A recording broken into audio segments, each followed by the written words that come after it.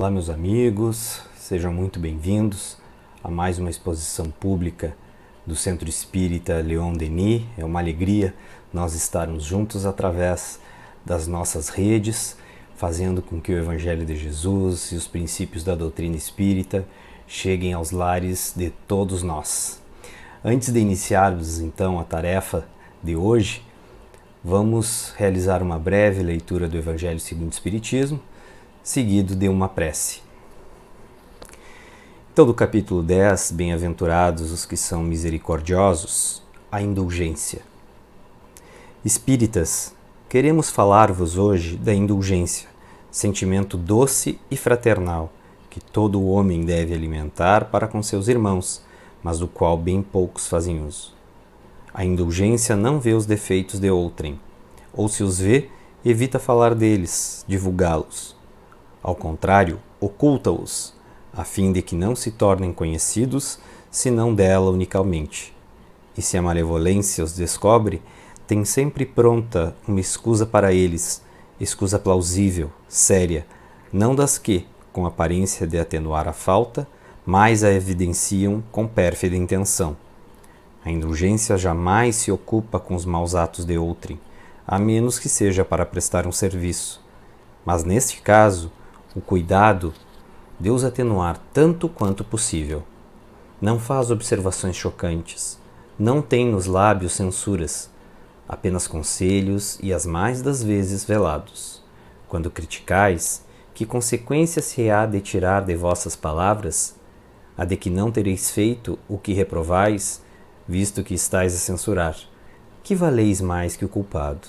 Ó homens, quando será que julgareis os vossos próprios corações, os vossos próprios pensamentos, os vossos próprios atos, sem vos ocupardes com o que fazem vossos irmãos?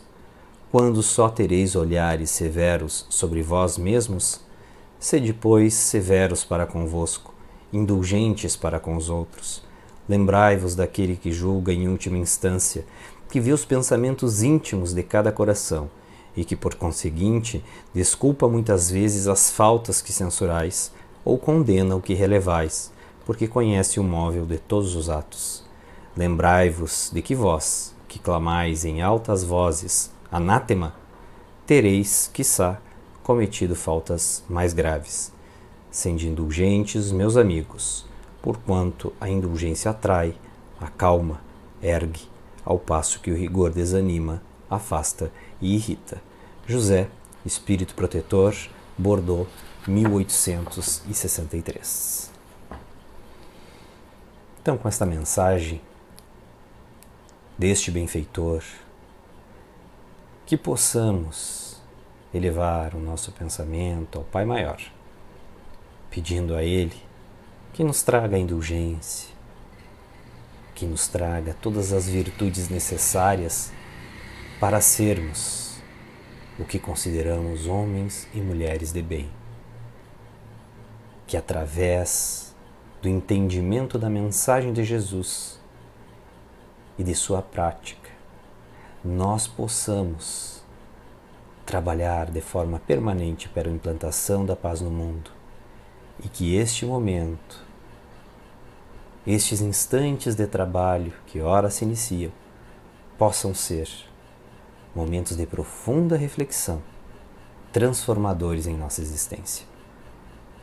Obrigado, Jesus. Obrigado, Pai.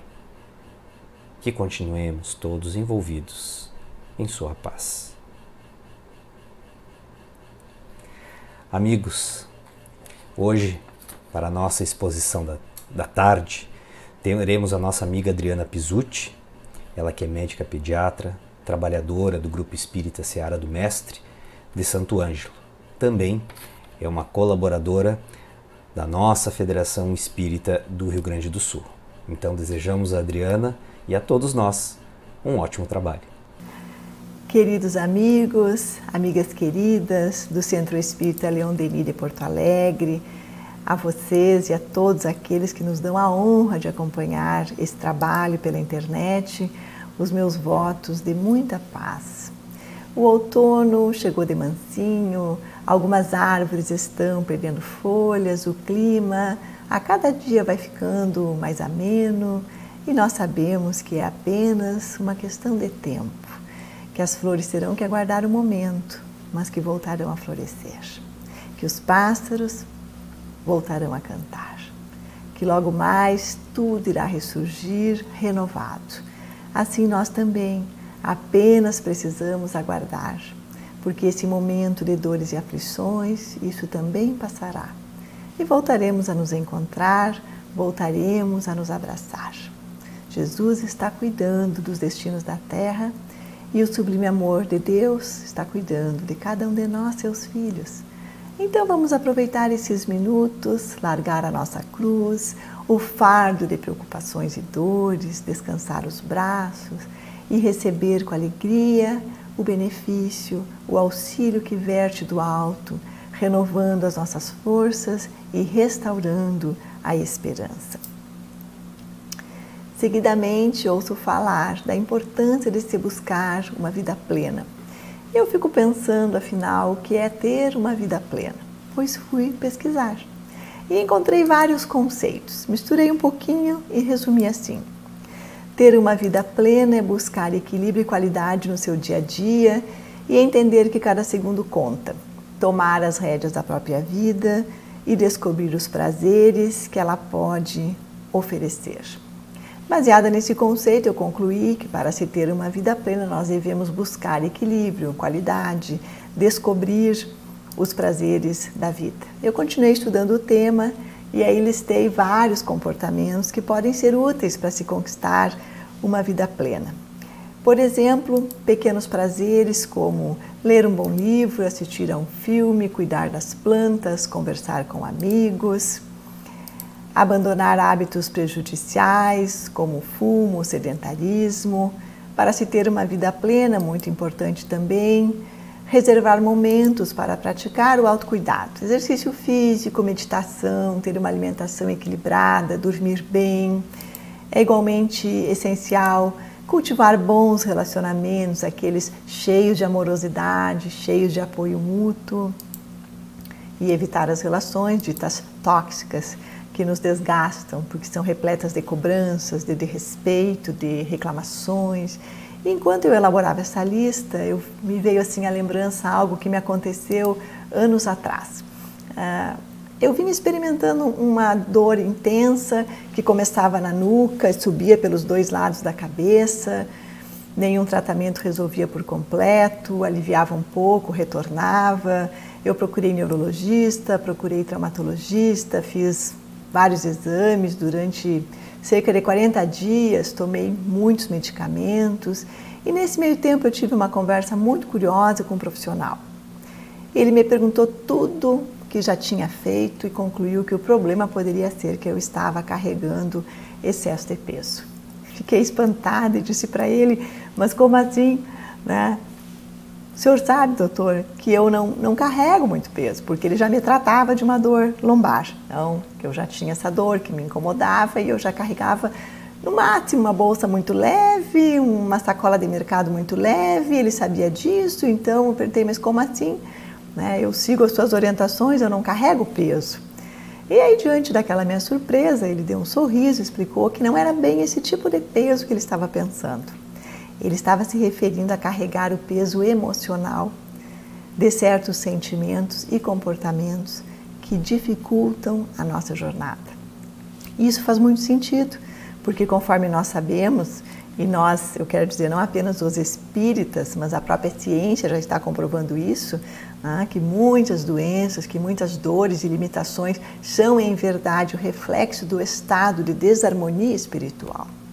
E aí, pensando por esse lado, eu entendo também que para termos uma vida mais plena, de equilíbrio, de qualidade, com mais leveza, com mais alegria nos relacionamentos, é sim muito importante tudo o que nós falamos, mas é também indispensável retirar dos nossos ombros o peso de certos comportamentos que estão tornando a jornada ainda mais pesada, mais árdua e difícil para nós. Então, nós vamos abordar 3 pesos, começando pelo peso da culpa. Culpa que, por definição, É o sofrimento moral que surge após avaliarmos um comportamento nosso e considerarmos como condenável, pois ocasionou dano ou prejuízo a outra pessoa.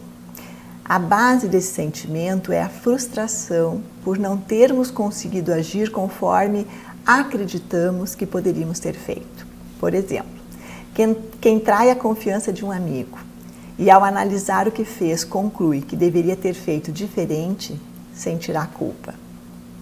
Quando alguém que acredita que deve ser honesto comete um furto, causa prejuízo financeiro a outra pessoa, irá sentir culpa. E possivelmente todos nós temos nítida lembrança de alguma situação pela qual nos sentimos culpados.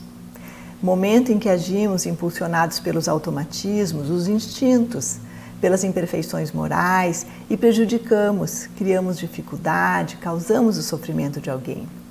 E podemos estar nos condenando e punindo de alguma maneira, sofrendo com remorso, com a sensação de fracasso, de infelicidade. Mas ninguém repara os equívocos cometidos através desse comportamento de punição, de autopunição.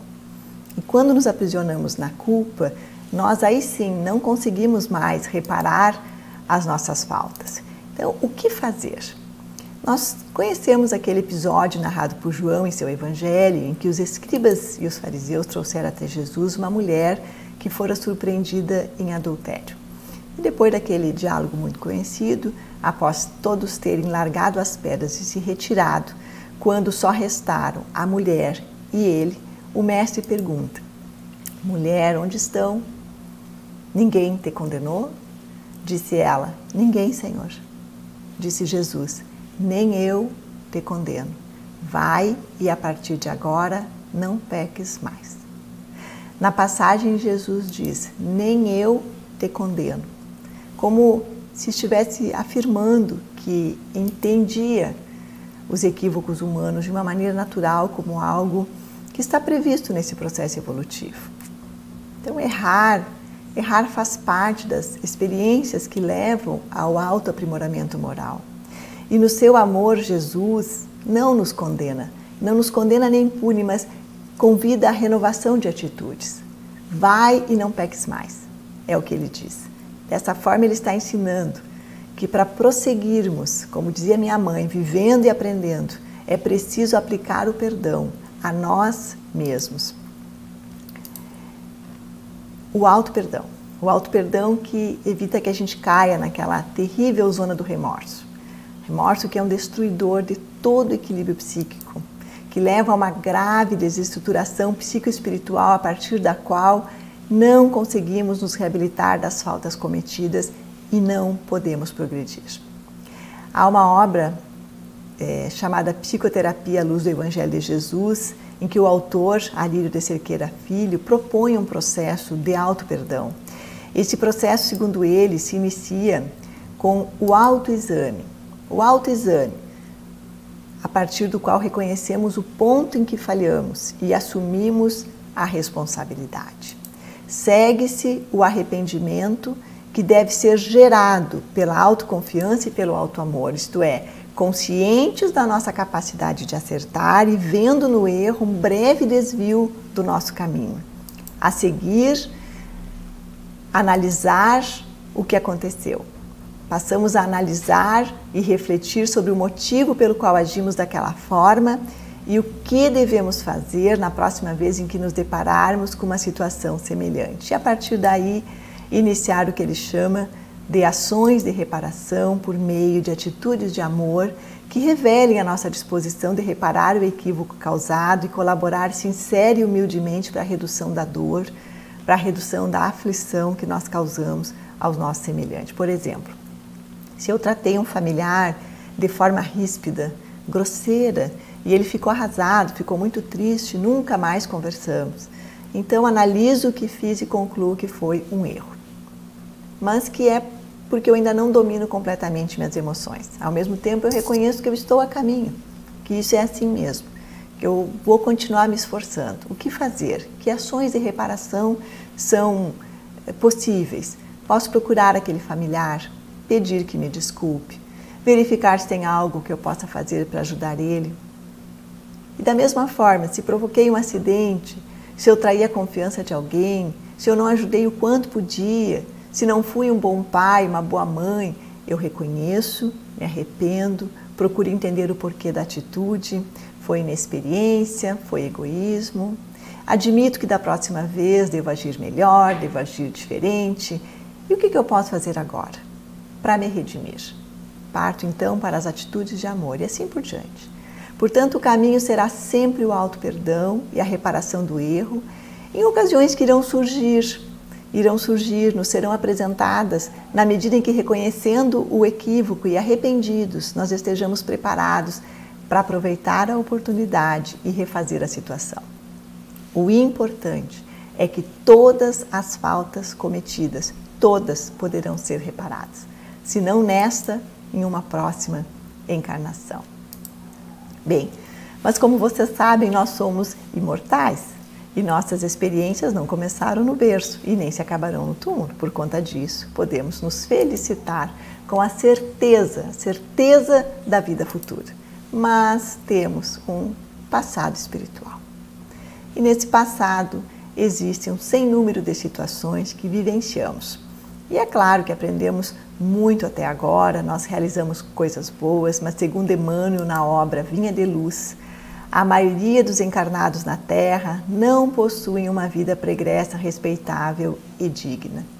Quase todos nos embebedávamos com o licor mentiroso da vaidade, quando não nos embriagávamos com o vinho destruidor do crime. O benfeitor, muito educadamente, esclarece que nossas pretéritas encarnações não contêm atos muito meritórios, dignos, tampouco respeitáveis. E aí, quando retornamos ao plano espiritual, pela desencarnação, analisando os atos daquela existência que encerramos, nos damos conta dos erros cometidos, das situações em que falhamos, das oportunidades que não aproveitamos, e passamos a planejar, com a ajuda dos nossos mentores, uma nova existência. Queremos reencarnar para nos reabilitar. Ao renascer, nós não nos lembramos desse passado, mas trazemos o que eu chamo de culpa congênita. Porque nasceu comigo. E eu posso afirmar com pouca chance de errar que quem reencarna em um planeta de provas e expiações, a não ser que seja um espírito superior, certamente carrega certa quantidade dessa culpa congênita. O que pode ser bastante útil, porque em função desse passado de insucessos no campo moral, nessas jornadas anteriores, que gerou o sentimento de culpa, algumas pessoas sentirão medo, sentirão resistência ou aversão diante de certas situações ou atividades. É a consciência alertando que se trata de um comportamento que foi a causa da nossa queda moral no passado. Por exemplo, alguém que tenha causado prejuízos, desencaminhado pessoas pelo uso do dom da oratória, pode ter receio, ser muito cauteloso ao falar em público. Nesse caso, o medo de repetir a experiência e falhar nos impede de errar novamente. Mas a culpa congênita também pode ser responsável por tristezas inexplicáveis, por tendência a um humor mais deprimido. Ela pode explicar também por que certas pessoas desenvolvem quadros depressivos que se prolongam por muitos anos. Acontece que o remorso e a culpa, esculpidos no perispírito, podem moldar um novo corpo físico quando de uma próxima encarnação, com tendência à diminuição dos neurotransmissores cerebrais. E o paciente, mesmo tendo uma situação de vida privilegiada, sem grandes dificuldades de ordem familiar, financeira, enfrenta durante largo período da sua vida a depressão. Aliás, eu gostaria de apelar para a sensibilidade de vocês e pedir que, diante de alguém que sofre com a depressão, não digam, não devemos dizer, mas você tem tudo. Tem casa boa, tem família, tem emprego, teus filhos são maravilhosos. Sai dessa cama, te anima. Para que tanta tristeza, para que tanto desânimo, se não te falta nada? Nunca dizer, nunca nos referir dessa forma à situação daquele irmão, porque esse tipo de intervenção não ajuda, apenas torna ainda pior a situação do doente. E nós sabemos agora que a explicação para esses casos pode estar em uma outra existência. Então, como é que vamos reparar o mal? Como é que vamos reparar o erro? Sairmos dessa culpa se não nos lembramos das outras existências. Ah, mas seria melhor lembrar. Não, não. Se fosse melhor lembrar, Deus teria feito a gente nascer com as culpas tatuadas assim no braço. Poderíamos ler e reler várias vezes. Qual é a ideia de Deus, nosso Pai? É como se Ele dissesse assim: a cada nova encarnação, esquece e recomeça, meu filho. Não importa onde você errou, eu estou te dando uma existência nova. Aproveita essa experiência e faz o teu melhor e você irá se reabilitar de muitos, muitos equívocos do passado. Então, eu vou contar para vocês uma coisa que eu faço. Eu converso com Deus. Eu digo a Ele assim, que eu reconheço que cometi equívocos, que causei prejuízo a muitas pessoas e sei que provavelmente a maioria está desencarnada. Então eu digo a Deus que eu quero pedir perdão às minhas vítimas, que eu peço que Ele me conceda a oportunidade, a possibilidade de reparação e que não me deixe faltar lucidez, coragem e fé para o momento da prova. E sabe o que acontece quando nós fazemos isso? Surgem oportunidades de ajudar pessoas. Oportunidades que Deus está usando para a nossa reabilitação. E quando aproveitamos, mesmo sem perceber, estaremos nos redimindo de inúmeros equívocos do passado. Porque o amor, o bem que realizamos com o sacrifício dos nossos interesses pessoais cobre uma multidão de pecados e reparamos prejuízos causados, reduzindo nossas dívidas espirituais e tornando mais leve e plena de significado a nossa caminhada. E aqui eu gostaria de deixar mais um alerta, que todos nós devemos estar atentos aos que nos rodeiam e a nós mesmos, para detectar sinais como melancolia prolongada, falta de energia, de alegria, desânimo persistente, ideias de desistir da vida, estar atentos e procurar ajudar, procurar ajuda, escutar a pessoa, sugerir um atendimento especializado, ficar por perto, conversar com os familiares, porque estamos num período particularmente difícil e prolongado em que muitos poderão sucumbir e é nosso dever, em nome da fraternidade, apoiar uns aos outros, trabalhar para que uns e outros possamos todos caminhar com leveza para a plenitude que nos está reservada.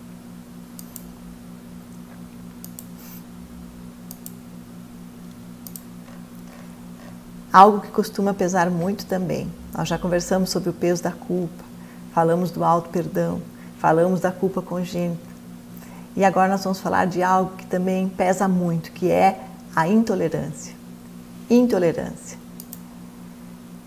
Atitude mental caracterizada pela falta de habilidade ou vontade em reconhecer e respeitar diferenças, crenças e opiniões. Ausência de disposição para aceitar pessoas com pontos de vista diferentes. Intolerância é a qualidade do indivíduo intransigente, rígido, severo, com um senso de crítica muito forte e que defende ferozmente as suas crenças e posturas porque acha que a sua visão é a única válida, importante e útil.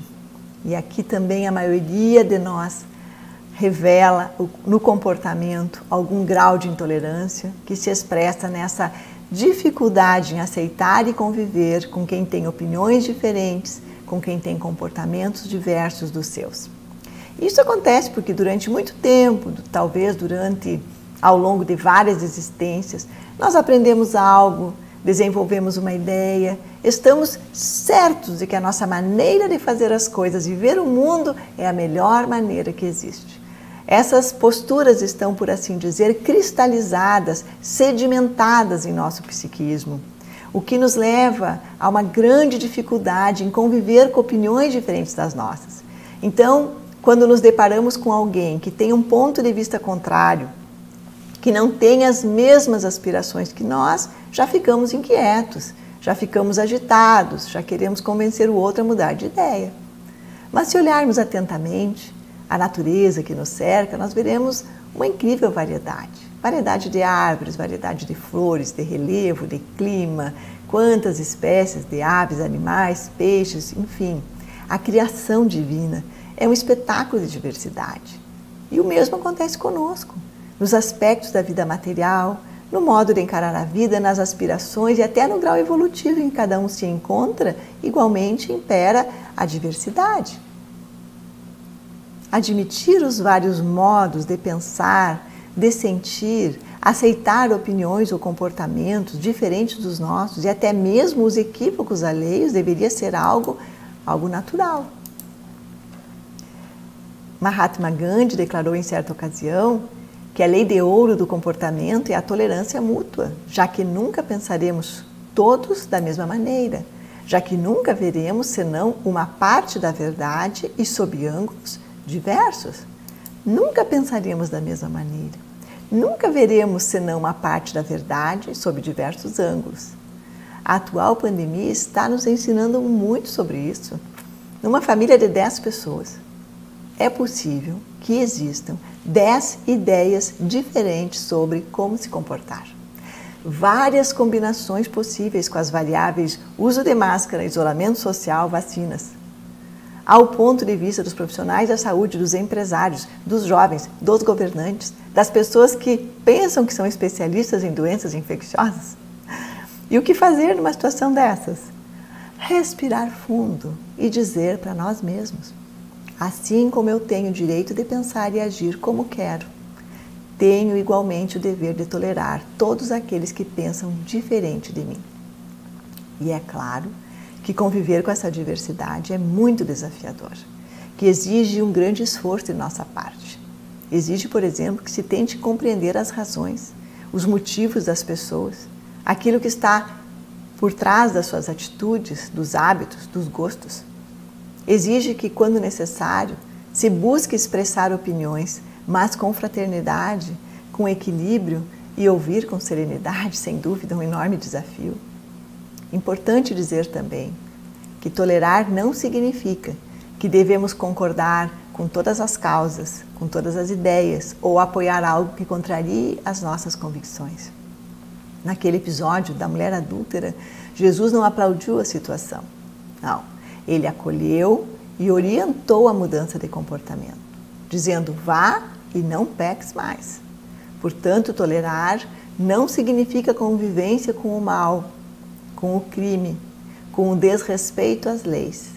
Diante da maldade, da perversidade, quem é tolerante desculpa o ofensor, desculpa o criminoso, mas com bondade, com disciplina e com respeito corrige a atitude. Trata-se de acolher o doente, mas combater a doença. Sem dúvida alguma, para termos uma vida mais plena de harmonia, de equilíbrio emocional, é fundamental aceitar as opções de vida diferentes das nossas, nos libertando do peso de tentar mudar e corrigir os outros. Sendo tolerantes, viveremos com muito mais leveza. E quantos de nós carregam o peso da impaciência? Impaciência, que é a incapacidade para sofrer ou suportar algo molesto, incômodo, sem se desesperar. Impaciência, que é a irresignação. Diante de uma aflição ou um sofrimento, o impaciente quer resolver a situação, quer apressar soluções que não dependem de nós. Se somos impacientes, nos desesperamos quando não alcançamos rapidamente o objetivo. E aqui é preciso lembrar que a lei é de causa e efeito, portanto, tudo o que nos acontece, qualquer que seja o setor da vida que não esteja bem, é o resultado das nossas escolhas. E a situação difícil é a oportunidade para a nossa reeducação. A solução para isso está na paciência. Paciência que não é conformismo, mas é reconhecer, sim, existe uma dificuldade e ter disposição de resolver essa dificuldade, mas sem perder o equilíbrio emocional. Nem fugir da situação, nem se rebelar diante do sofrimento. Lá no Evangelho segundo o Espiritismo, no capítulo 9, item 7, tem uma mensagem assinada por um espírito amigo em que ele escreve assim: a dor é uma bênção que Deus envia a seus eleitos. Não vos aflijais, pois, quando sofrerdes. Antes bendizei de Deus onipotente, sede pacientes. Chico Xavier conta que quando lia esse trecho não entendia o que o Espírito queria dizer com os eleitos de Deus. Como assim? Deus prefere a mim e por isso me envia o sofrimento? Então, certo dia, como parte do seu trabalho profissional, Chico Xavier foi mandado para uma fazenda inspecionar animais que estavam sendo preparados porque teriam que viajar para uma exposição em que iriam participar de um concurso.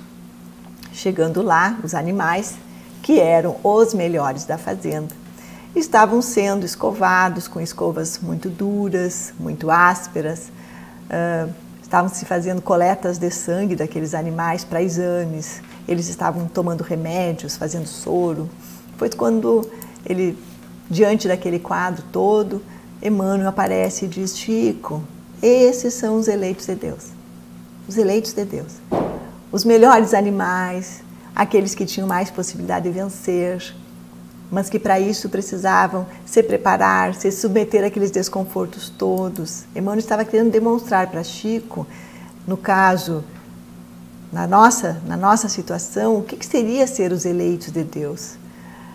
Então, a dor, o sofrimento, a aflição, quando nos alcançam, é porque Deus, no seu incomparável amor, acredita que temos condições e Ele deseja nos preparar para uma vida futura melhor. E aí nós somos escovados, somos picados, temos que dar o sangue nas renúncias e sacrifícios e ter paciência. Porque, como diz Haroldo Dutra Dias, toda dor, a pior que seja, tem prazo para acabar. Aceitar as asperezas da vida, aceitar as aflições, aquela enfermidade insidiosa, a desencarnação de um ser amado que não morreu de fato, e esperar calmamente, esperar tranquilamente, porque um dia termina e nesse dia nós teremos sido promovidos na nossa carreira espiritual. O prêmio será o aprendizado que tivemos, aquela experiência que nos torna ainda mais fortes diante de uma nova dificuldade. O prêmio é a paz na consciência de quem conseguiu reparar, de quem conseguiu se reabilitar, de quem aprendeu, de quem avançou. Então, sejamos pacientes, porque nós temos em quem confiar. O amor de Deus nos atende constantemente. Ele jamais nos abandona. Quando nós não sabemos mais o que fazer e nos sentimos completamente perdidos, Ele sabe o que nós precisamos e vai nos ajudar. Quando a dor está fazendo o seu trabalho, a misericórdia do nosso Pai está sempre junto nos amparando. Busquemos forças e fé na luz da oração e tenhamos paciência, meus irmãos, porque as situações difíceis serão superadas e um dia nós entenderemos o porquê dessas lições dolorosas, o porquê do remédio amargo, o porquê das convivências desafiadoras e que tudo, absolutamente tudo, obedece a uma ordem suprema da vida. E retirar dos nossos ombros o peso da impaciência, de não aceitar e tentar mudar as situações que não dependem de nós, é fundamental para uma vida mais plena de paz e de alegria de viver. E quem está satisfeito com a sua vida, com o seu estado de felicidade e plenitude, possivelmente nem chegou até esse momento da conversa. Então eu presumo que nós que ainda estamos aqui buscamos melhorar algo, buscamos viver com mais leveza, estamos buscando enfrentar os desafios com paciência, com serenidade, nós desejamos mais harmonia nos relacionamentos. Pois bem, se já reconhecemos a imortalidade da alma, se acreditamos na reencarnação, se compreendemos a lei de causa e efeito, a origem das relações familiares, o papel do sofrimento, então vamos lembrar o que diz um provérbio chinês: se você não mudar a direção, terminará exatamente onde partiu. Se já conhecemos tudo isso, já sabemos de tudo isso, agora é indispensável dar esse passo, mudar. Transformar sentimentos, pensamentos, comportamentos, eliminando esses pesos para que a caminhada seja mais suave. Até se justifica que eu carregue um saco de cimento nas minhas costas se eu estiver construindo uma casa. Mas o que é que eu construo com culpa, com impaciência, com intolerância? Nada. Não construo coisa alguma. São pesos inúteis. Sem eles ficaremos mais leves. Não vamos deixar de ter problemas. Não poderemos retirar os obstáculos, não. Entretanto, com alto perdão, com tolerância e paciência, a nossa existência será muito mais leve, mais agradável. Esses são tempos difíceis e são tempos valiosos, porque são tempos de reajuste para todos nós. Vamos nos apoiar uns aos outros e aproveitar bem essa oportunidade de redenção espiritual que estamos tendo. E que Jesus proteja, ampare e conduza a todos nós. Muito obrigada pela atenção de todos vocês. Então, amigos, agradecidos que estamos por estes momentos de boas reflexões que nos deixam um terreno fértil para os próximos dias. Quem sabe semearmos novos valores na nossa existência. Nós convidamos a todos, então, para encerrarmos os trabalhos de hoje, chamando todos nós, mais uma vez, para fecharmos os nossos olhos, nos colocarmos em uma situação de bastante tranquilidade, para que mais uma vez possamos, com o pensamento elevado, agradecer ao Pai Maior pela oportunidade da vida, pela oportunidade que nos dá de aqui estarmos, enfrentando as boas lutas, enfrentando este momento de desafio que tanto tem nos ensinado e que nos provoca a nos transformarmos para melhor de forma íntima. Pedimos a Jesus que nos ampare, que a sua força transformadora também esteja em nós e que nós possamos ser, assim como Ele nos disse que poderíamos, sermos o sal da terra e fazer o que Ele fez e muito mais, tendo a boa vontade sincera de trabalhar e cooperar pelo coletivo, acesa dentro de nós, em todos os momentos que nos lembrarmos da sua fisionomia e das suas palavras. Obrigado, Mestre, por não nos abandonar jamais, e te rogamos que a tua companhia permaneça sempre ao nosso lado, para crescermos apoiados em ti. Que Deus nos abençoe. Muito obrigado. Obrigado, amigos. Continuamos com as nossas atividades nos horários regulares, nas terças-feiras às 15 horas, às quintas-feiras às 19h30 e no primeiro domingo do mês, sempre às 18h30, através das 3 datas, através das nossas plataformas digitais.